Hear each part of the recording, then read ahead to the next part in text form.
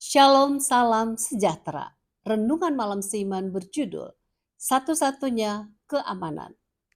Berjaga-jagalah dan berdoalah supaya kamu jangan jatuh ke dalam pencobaan.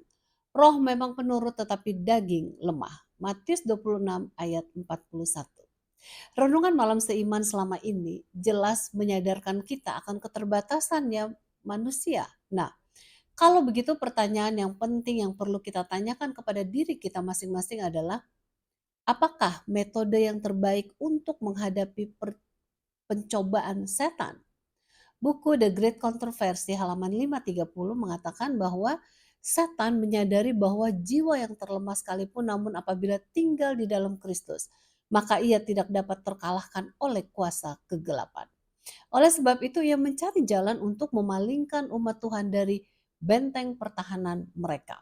Setan mengetahui bahwa ia harus buat ini agar kita dapat dikalahkan olehnya.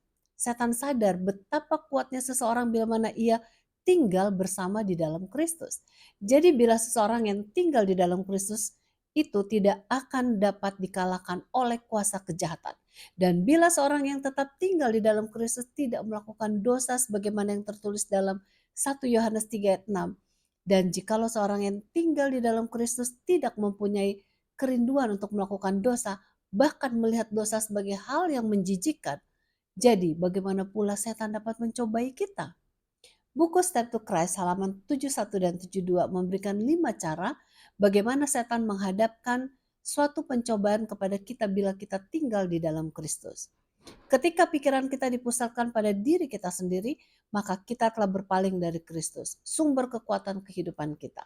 Oleh sebab itu, upaya setan ialah untuk menjaga agar perhatian kita tetap dialihkan dari juru selamat dan dengan demikian ia dapat menghindarkan persekutuan jiwa dengan Kristus. Nah, berikut ini adalah cara setan gunakan untuk memalingkan perhatian kita kepada Kristus. Yang pertama, kepelesiran dunia. Yang kedua, kebutuhan kehidupan, kekhawatiran, dan kesedihan. Kita semua pernah mengalami hal ini dan dalam keadaan demikian sering kita merasa betapa susahnya untuk percaya kepada Tuhan. Yang ketiga, kesalahan orang lain.